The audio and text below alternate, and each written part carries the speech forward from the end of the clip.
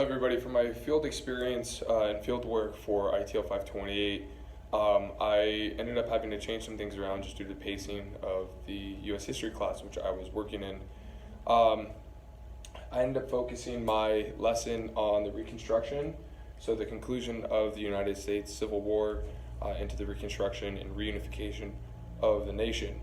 The lesson was actually split up over a 4-day period, which the first two periods, Monday and Tuesday, were with a lecture which covered the Reconstruction of the South, starting off in 1865 following the conclusion of the Civil War. It involved obviously Abraham Lincoln's plan, and then followed into Johnson's decision to attempt to reunify the South with the North in a pseudo Reconstruction in name only. And then the attempt by the radical Republicans in Congress to reconstruct the South by the means which Lincoln originally intended. So the purpose of this was to actually have 4 essential questions which the students would be able to answer by the end of the lesson, which was yesterday. And that culminated with a Stanford History Education Group, or SHEG, activity, which we split up over a 2-day period. The essential questions they were tasked with answering is: how did they bring the South back into the Union? How did we rebuild the South after the destruction during the war? How do we integrate and protect the newly emancipated freemen? And then lastly, what branch of government should control the process of Reconstruction? So all 4 of these essential questions were questions which the students were tasked with answering and should have been capable of answering following the conclusion of this week. So after powering through the lecture both Monday and Tuesday, right, I believe it was roughly 40 slides with a good amount of pictures and a minimal amount of detailed information just spread up over the 40 slides.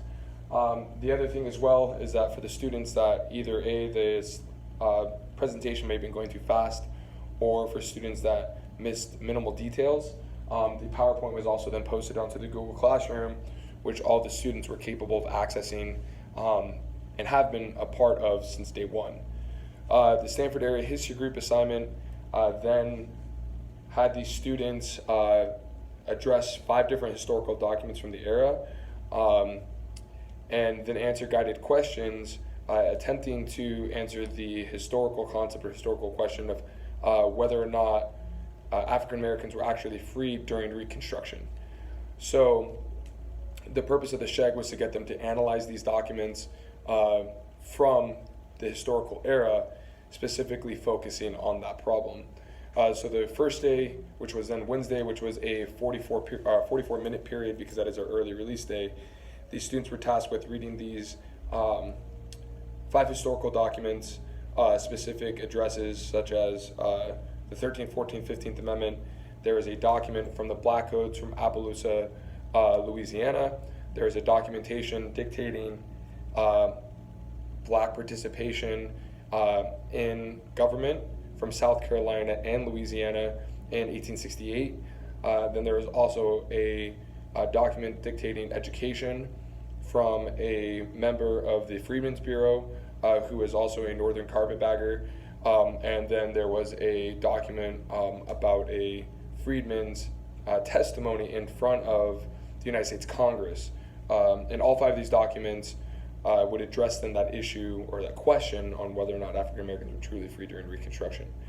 The second portion of the activity, which the students did, which was on Thursday, which was the main portion of my field work, required students to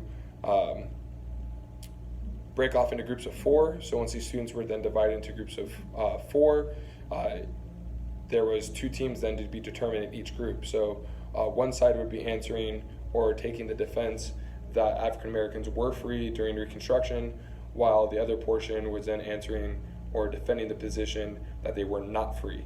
And they would have to or be required to go through the documents together within each team, working together in a 5-minute time span, using the guided questions and the historical documentations in order to collaborate with each other to find evidence, answering or defending their premise. After they were able to go through these documents, they were required to defend their position in a collaboration period within each group. Each group member was given 5 minutes in order to state the evidence that they found and the specific position that they found.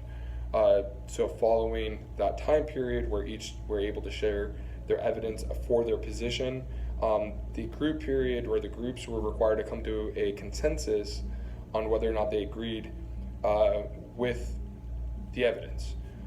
So the vast majority of the groups actually came to the correct conclusion that African Americans in the South were free in name only. This is the premise of de jure and de facto. So that they had de facto, de jure they were free, but de facto they were actually still suppressed and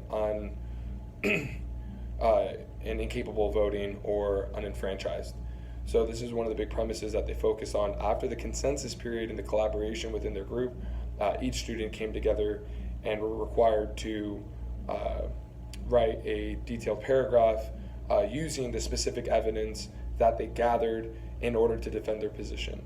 So this is a big focus that has been dictated from the district level down onto the specific the social science departments, asking us to focus on those things.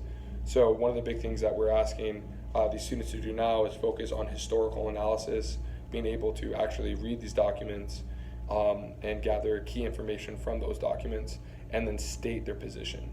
One of the big things I've been attempting to do throughout the course of the year is not base my own biases off of my prior knowledge onto these students during lecture or when we're going over activities such as this one, in order to see whether or not the students can get to the conclusion or the correct conclusion on their own.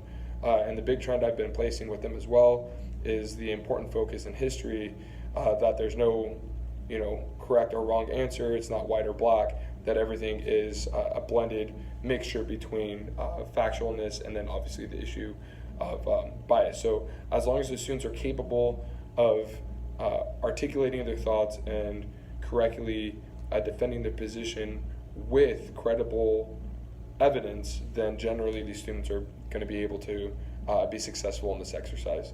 For the most part, a lot of the students found it very